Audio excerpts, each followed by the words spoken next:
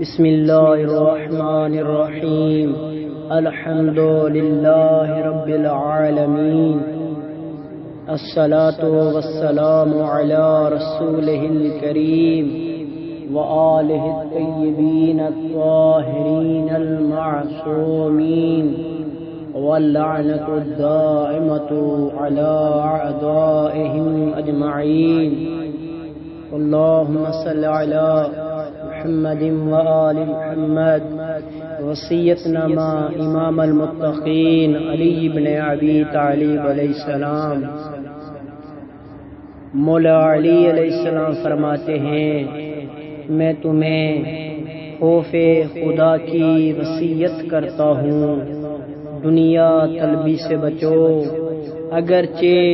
دنیا تمہارے گرد چکر لگائے، اس چیز پر افسوس نہ کرنا جو تمہارے ہاتھ نہ سکی، ہمیشہ حق بات کہو اور اس جہان کی جزا کی خاطر کام کرو، ستم گروں سے ہمیشہ لڑتے رہو اور مظلوموں کے مددگار بنو۔ تمہیں اور اپنے تمام فرزندوں اور عزیزوں اور ہر اس شخص کو وصیت کرتا ہوں جس تک میری یہ وصیت پہنچے، خدا کا خوف کرو، خدا کا خوف کرو، اپنے قوم کو منظم رکھو اور ایک دوسرے کے درمیان صلح اور آشتی سے کام لو، کیونکہ میں نے تمہارے جد حضرت محمد مصطفیٰ صلی اللہ علیہ وآلہ وسلم سے سنا ہے کہ انہوں نے فرمایا، لوگوں کے درمیان صلح کروانا سالوں کی نماز اور روزہ سے بہتر ہے۔ خدا کے لیے یتیموں کا خیال رکھو، انہیں کہیں بھوکا اور سحر نہ چھوڑنا، انہیں یوں ہی نہ سمجھنا۔ خدا کے لیے پڑوسیوں کا خیال رکھنا، ان کی سفارش حضرت محمد مصطفیٰ صلی اللہ علیہ وآلہ وسلم نے کی ہے اور بارہا ان کے بارے میں فرماتے رہے، یہاں تک کہ ہم گمان کرنے لگے شاید حرص میں بھی ان کا حصہ قرار دے دے۔ خدا کے لیے قرآن کا خیال رکھنا، کہیں ایسا نہ ہو کہ دوسرے قرآن پر عمل کرنے میں تم پر سبقت لے جائیں۔ خدا کے لیے نماز کا خیال رکھنا جو تمہارے دین کا ستون ہے۔ خدا کے لیے حج کے موقع پر کہیں ایسا نہ ہو کہ خانہ خدا کو خالی چھوڑ دو،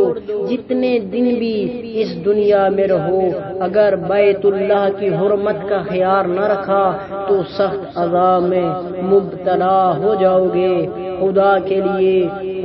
کے لیے رائے خدا میں اپنے ناموں،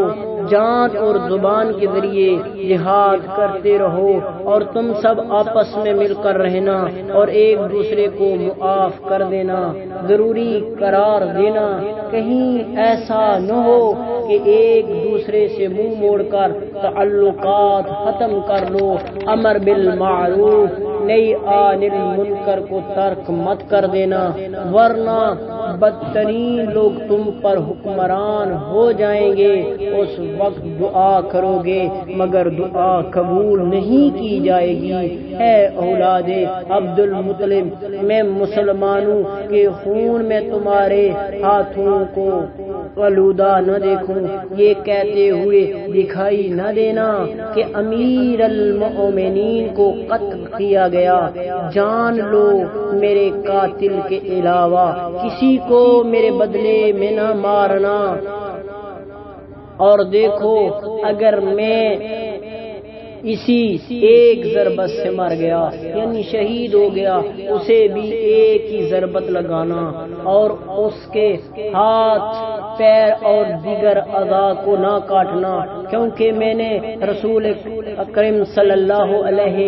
وآلہ وسلم سے سنا ہے کہ انہوں نے فرمایا، مردہ کے اعضاء و جوارے کو مت کاٹو، اگرچہ وہ مردہ کسی پاگل کتے کا ہی کیوں نہ ہو، وما علینا الا البلاغ المبین۔ اللہم صل علی محمد و